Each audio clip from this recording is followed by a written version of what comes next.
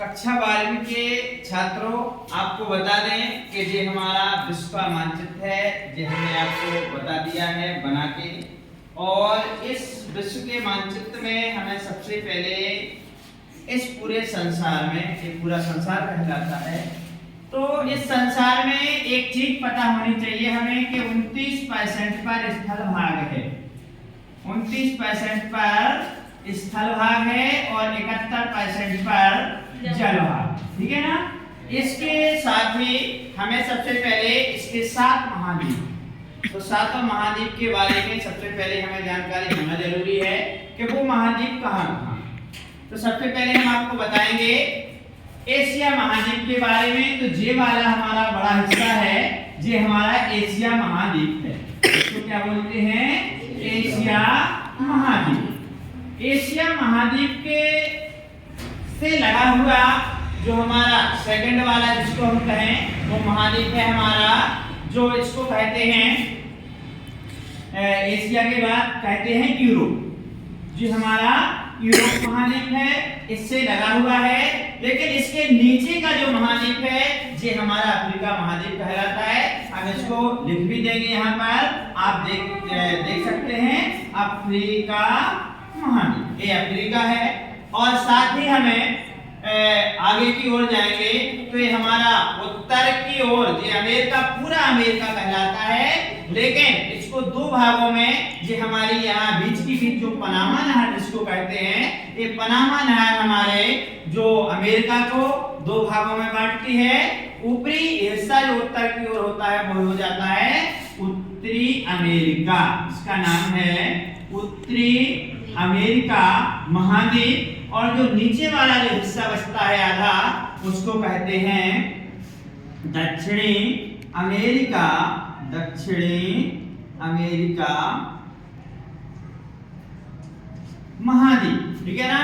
इसके साथ ही अभी हमारे महाद्वीपों की संख्या 5 अभी बताई है।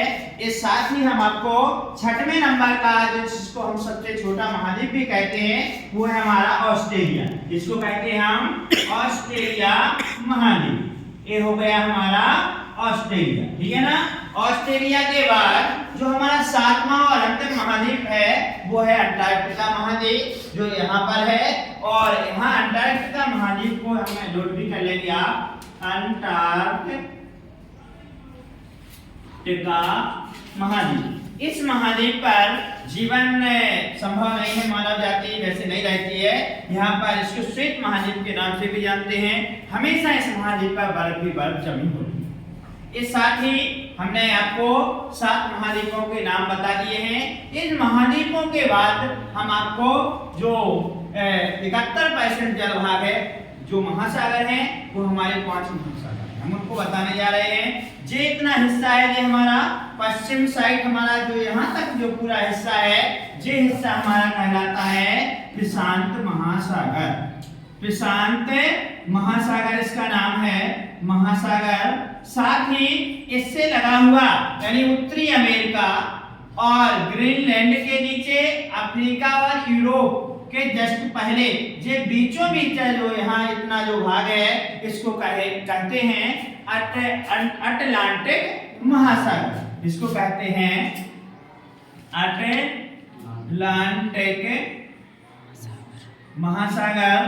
लेकिन साथ ही बच्चों आपको बता दें कि इसका दूसरा नाम इसको अंध महासागर भी कह सकते हैं, कहा जाता है। और यहाँ जो हिस्सा, यहाँ पर जो महासागर है, यह है आर्कटिक महासागर, इसको बोलते हैं आर्कटिक महासागर है ये। और अंटार्कटिक महासागर इसको बोलते हैं नीचे जो है अटलांटिक महासागर यानी आर्कटिक महासागर। अटलांटिक जो ऊपर का होगा आर्कटिक, यहाँ होगा अंटार्कटिका महासागर, अंटार्कटिका महासागर हो गया। साथ ही एक जो महासागर जो हमारा है वो हमारे किसी देश के नाम पर जो महासागर बना हुआ है, जिसका नाम बताया गया है, वो है हिंद महासागर, क्योंकि यहाँ हमारा हिंदुस्तान है। हिंदुस्तान के नीचे जितना जो पूरा हिस्सा है महासागर का, इसको कहते हैं हिंद महासागर। हिंद महासागर तो बच्चों आपको बता दें कि हमने आपको 7 महाद्वीप और 5 महासागरों के बारे में बताया है। साथ ही एक चीज और है कि जो हमारी पनामा नहर है, जो पनामा नहर हमारी अमेरिका में है, जो यहाँ पर जिसको हम कहते हैं उत्तरी अमेरिका और दक्षिणी अमेरिका के दोनों को अलग करती है, और यह हमारे प्रशांत महासागर को अटलांटिक महासागर से जोड़ती है। इसलिए परीक्षा में अगर आता है कि पनामा नहर कहाँ है, तो हमें यहाँ पर इस प्रकार से जो निशान बना करके लिख देना है, यहाँ पर पनामा नहर। एक नहर और आती है जिसका नाम है, आप जानते हैं, जिसका नाम है स्वेज। स्वेज नहर जो है वो हमारे लाल सागर और भूमध्य सागर को जोड़ती है। तो हमारे यहाँ पर लाल सागर है और यहाँ भूमध्य सागर है, यहाँ लाल सागर है, दोनों महासागरों को जोड़ती है। इस नहर को हम क्या कहते हैं, कौन सी नहर कहते हैं? ये हमारी स्वेज नहर। स्वेज नहर है, यह किसके अधीन में है?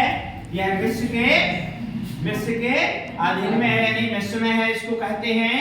और जो हमारा ऑस्ट्रेलिया है, ऑस्ट्रेलिया में एक चीज और परीक्षा में बार बार पूछी जाती है, यहाँ पर है सघन जनसंख्या का सघन बसा हुआ क्षेत्र जिसको कहते हैं, यहाँ पर है, तो आप लिख सकते हैं अधिक सघन बसा हुआ क्षेत्र। इस प्रकार से बच्चों आपको बता दें कि कोई भी नक्शा में किसी भी चीज को हमें अगर दर्शाना है या समझना है, तो हमें सबसे पहले महाद्वीपों के नाम और महासागरों के नाम याद हों, तभी आप इस नक्शे को आगे जो परीक्षा में आने वाली चीजें हैं उनको आप याद रख सकते हैं, समझ सकते हैं। तब आप इस वीडियो में जो हमें इतनी चीजों को दर्शाए हैं, आप इसको देख करके और इन चीजों को आप अच्छे से समझें। और ये हमारा पहला पार्ट है विश्व के मानचित्र का, और दूसरे पार्ट में और जो वार्षिक परीक्षा में और उपयोगी चीजें हैं जो पूछी जाती हैं उनको दर्शाएंगे और आपको बताएंगे, और आप देखिएगा और वार्षिक परीक्षा में आने की संभावना वाली चीजें हैं और उससे अधिक से अधिक लाभ दीजिएगा। धन्यवाद।